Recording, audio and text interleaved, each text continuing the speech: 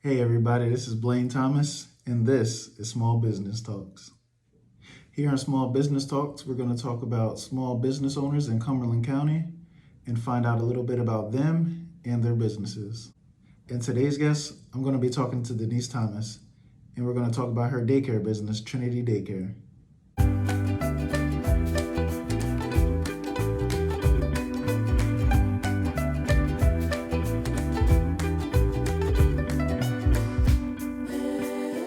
Tell me a little bit about yourself and your business, Trinity Daycare. Trinity Daycare is an in-home daycare that I can have 5 children per shift, and it's licensed through the state of New Jersey. In order to have your license, you have to get your CPR. You have to fulfill 20 hours of training requirements, and that's per year. How long were you in business? Since 2001. So it's been about 20 years. Yeah, been a while. How did you come up with the name Trinity Daycare? Just from my background in church and Christian morals and foundation, and then the name of your business really to reflect who you are and the values you're going to hold within your business. So that's how I came up with that name. Why did you decide to become a business owner? Having children, it is really difficult to navigate work and make sure you have things done for your family. So I decided that if working from home would financially and just family-wise, it would work out better. I could make as much money working from home. I could spend the time with my kids and know what's going on with them, attend all school projects and activities. So it worked out.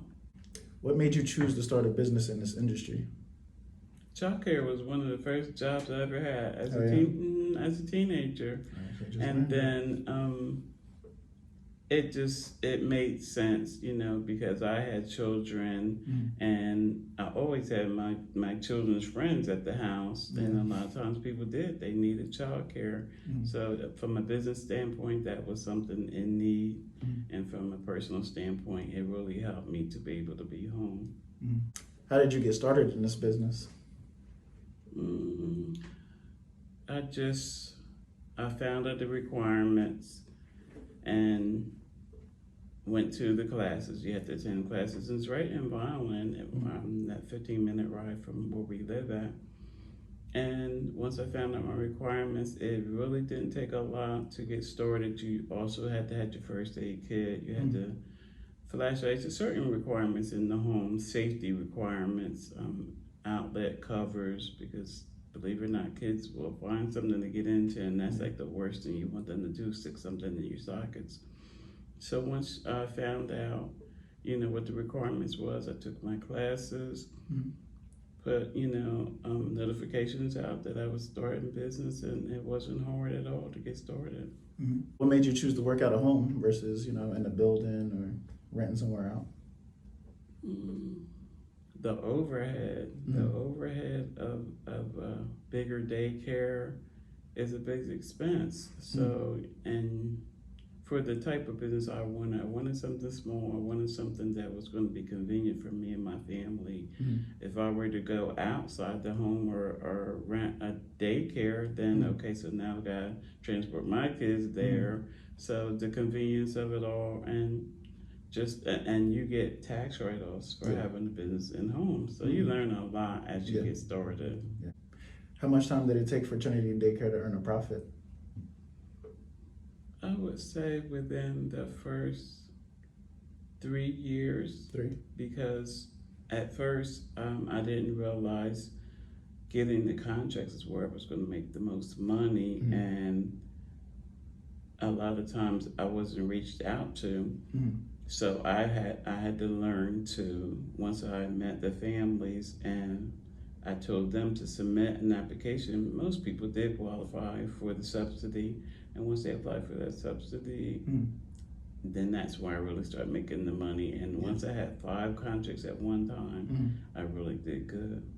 Who did you seek advice from versus the beginning to the end? At the beginning, I sought advice from one of our local ladies, Ms. Inez, and Ms. Inez has been one of the larger daycares in our areas for years.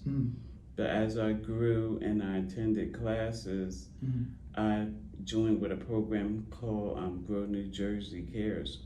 This program helped me so much. They introduced me to grants that were available to us. They introduced me to a lot of different resources in the area, groups that help even the providers and the parents as well. And they were the ones who helped me to get the grant to remodel in my home. They were the ones who started me with different classes that would help me with the children. So yeah, first it was just a personal contact, but then it became an official business one. Yeah. What were the goals of Trinity Daycare? My goal was really to make sure that I was available for my children and to be there for the people in my community, because it is really important. When you go to work, you just want to be at ease that where your kids are, they're safe, somebody that you're comfortable with and you know. And usually I did care for children, for people who were really right there in my community, with less than 10, 15 minutes away, and a lot of times family. Yeah. So it always worked out. How would you describe the success of Trinity Daycare? I would say it was successful because it accomplished the goals that I did have. I was able to construct my own hours, my own days. At the beginning, I didn't do nights and weekend, and gradually I had to, but that was after my kids were older and they were gone. But while they were young, I was able to say, okay, it's Monday through Friday, and I need to be done by this time, or I need these days off because say a child had a trip or a game, I was able to do that. So it was successful for me because it met my financial needs and also met the personal needs I had. What changes have you made in your business strategy over the years? I had to learn that you can be kind, but you still have to be business-like, because a lot of times, sometimes clients will take advantage of you being kind, knowing that, okay, you're working from home, it's still business. This is my closing time, I need you to pick up, because then I can go into family time, or I can go into things I need for myself, like my health care. A lot of times you care for others and you don't care for yourself. So I had to make sure, okay, my yearly appointments, I'm gonna set them. But if that's the day you said, I'm not gonna call you, I'm just not gonna show up on time, then it makes me arrange everything. So I just had to make sure that I was professional and I stuck to, the rules that I had. How did COVID impact your business? Greatly. It just changed everything. You already wanted to keep a safe and clean environment for the children, but something that grew so rapidly as COVID put a whole different spin on it, because our requirement was to check the temperature of the children as they came in, and everybody used a sanitizer, as the parents came in. And there was where we could have the parent just to stay outside and then send the child in. But the whole time I was wondering, why kids weren't getting it and adults were getting it, and whether they were carrying it. You just don't know. So it just changed the way the entry, the way during the day, and then the pickup time. It changed everything. The way I had to deal with toys, or certain soft toys that you couldn't just throw into water, so I just took them out of rotation. So it changed a lot of things. Aside from COVID, what was one of the biggest issues that you had to face in your business, and how did you overcome it? The ups and downs, having children and some people abruptly leaving, and so it taught me to prepare for tomorrow way ahead of time, so when I had the 5 contracts, I made sure I saved money, I did the repairs or got extra supplies that I may have needed. It makes you think ahead, that those were the biggest problem besides COVID, just having that ups and downs of your own business. You're going to have dry spots, so it's best to prepare for it early. Can you describe your typical day? Well, with COVID, it changed. Like I said, you would check your children's temperature when they come in. Part of the check-in also was just check them over, because kids hurt themselves, but if something happened at home, you want to notice that when they come in. You can just ask, how did that bump get there, or is Johnny okay? He's got a little bump. So you had to address things right away. So you get them in, you get them cleaned up, you wash hands, then we had breakfast, then we had circle time, and circle time just include them getting the weather. We talked about the weather, what day it is. And these are things they're going to do at the beginning of school. So you want to get the kids into a routine at that age. Kids are sponges. They pick up things so early. So you try to make sure that you put that into their routine. So when they get in school, they're ready. So once we do our circle time, around 10 o'clock was like our snack time as part of the local feeding program. So we had to make sure we had nutritious meals for the children, milk, and make sure they're having healthy fruits and vegetables. And being as we live in the country, we have plenty, so they always got good foods. Then I tried to do like quieter things just before lunch and nap time to kind of wind them down. So we would do art, and then we'd do a reading. Then it was lunch, and then it was nap. And once they got up, they would have their snack, and it's just about time to go home.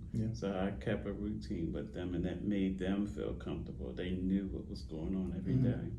How did you advertise Trinity Daycare? At first, I just put posters up in the local grocery stores on laundromat, but then as I grew, I started a website, a web page, and I also started a Facebook page, and just post. I learned a lot of times in business, people, you have to do things to meet their needs. And so a lot of parents would come in, I'm like, what's for dinner? And so I would post things about nutritional quick dinners that they can make, how much water that children need to be drinking, the sunscreen for the summer. So I would post things that I know parents, might not think about, but these are things that you need to address daily with kids to make sure they're healthy. Like a bunch of fun facts? Yeah. How much of Trinity Daycare's business was referrals? I would say over 50%, because usually I would get a older, like their oldest, and then once they had the baby, they would send their baby, and then they would refer me to a cousin or someone, and I always got other family members. So I'd say over 50%. Why do you think customers selected you over your competition? A lot of people did like the home setting, and instead of a larger daycare, because the kid just becomes a number, and especially when they're infants, they want someone that's going to be more hands-on with them, and they don't want them to feel like their child's going to be sitting in a high chair or something during the day. So I believe because of the small setting, and then I believe, like I said, I got people that I knew already, so they knew me, so they were comfortable in sending their child to me. What was your favorite aspect of being an entrepreneur? The scheduling. I like being able to make my own schedule. And once I got contracts, we were given vacation days, paid vacation days. So last year was the first year I took a whole week off, and I was paid during that whole week. So being able to make your own schedule, time goes so quickly, and you don't want to miss time with your family. Everybody is busy, but you want to make sure you set aside time with your family. So that time was mainly the main thing for me. Yeah. Sure, plenty of people would agree with that. What's one of the biggest mistakes that you've learned from running Trinity Daycare? I think I'll go back to what I was referring to before, keeping a business. you can be friendly, but you still have to be a business person and not be taken advantage of. So many times I wanted to raise my prices and didn't because I just wanted to be nice about it. And I'm like, you have to think of the business. How are you going to grow? How are you going to add more equipment to your business if money is tight? So it had to be a business type thing. And then having upfront pay, you know, because that was a new thing a lot of providers were doing. You know, if you're saying you're going to be here for the week, pay for that week. So I had to learn to be a business person so that I'm not taking advantage of. They get what they need and I get what I need as well. And the last question, what tip or advice would you give to anybody that wants to become an entrepreneur? Have systems in place. Watch someone else that emulate someone else that you want to get to where they're at. See the systems that they have so that if, say, you want to grow, your business has to grow and you need to step away. Systems are in place where you can have somebody to come in and they know exactly, like I said, my routine. They knew when I had a aide to come in, what needed to be done when, where the emergency numbers were, where the first aid kit was. Have systems in place so that your day can go smooth. If you need to step away, your business still can go on without you. So you can take that sick time or vacation time. Yes. All right, and that about wraps it up with Small Business Talk here with Denise Thomas. Little fun fact, Denise is my mother. She just retired from Trinity Daycare of 20 years. She ran it to see me, my brother, and my sister grow up, which we appreciate dearly and sincerely. I want to appreciate you for all of that time. I want to appreciate you for your time today. I thank you so much for doing this for me, for doing that for me. And I thank you for everything that you will do for me because it doesn't stop. I just want to wish you all the best. I know you're going to do great in everything that you do in real estate. All right, I appreciate the support and I will see you guys on the next one.